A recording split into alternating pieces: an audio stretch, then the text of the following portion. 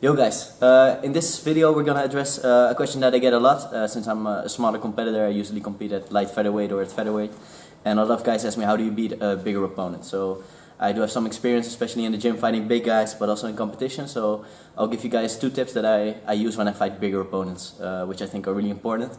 And then I'll show you a video of me using that against an opponent that was quite a bit bigger in competition. So Django?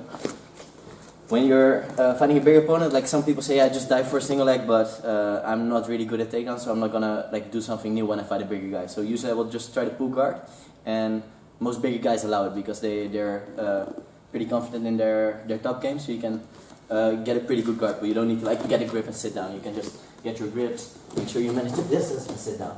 Okay, when you're playing guard, it's really important you don't let him smash you. As soon as a big guy gets to half guard or any guard that's close to you, you're done. Butterfly guard, you're getting smashed. So what I like to do when I'm fighting a guy that's a lot bigger is I like to get spider guard grips.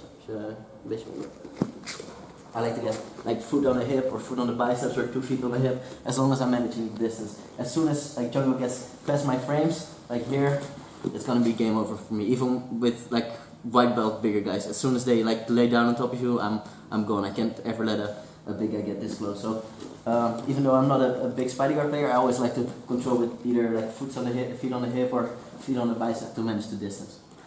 Okay, from there, my strategy against bigger guys is to finish.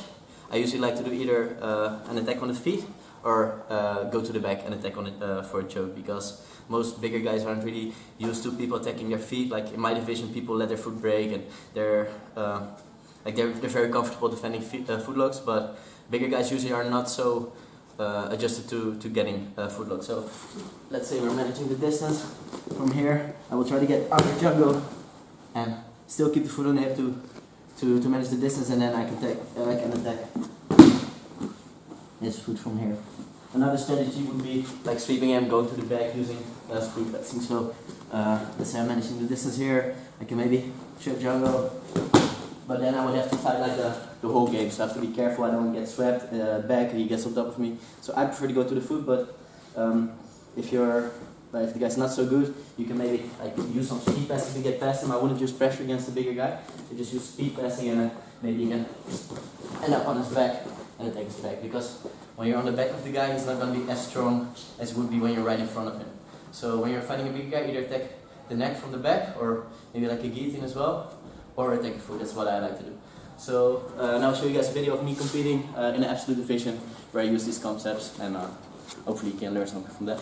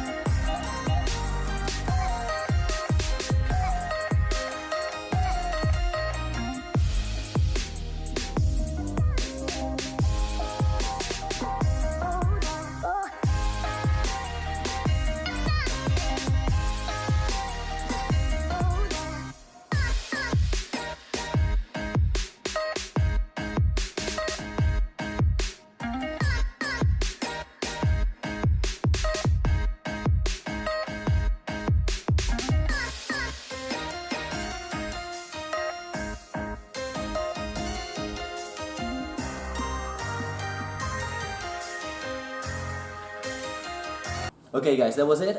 If you have any other questions about beating bigger guys or beating any other kind of body type, just leave a comment or send me a message.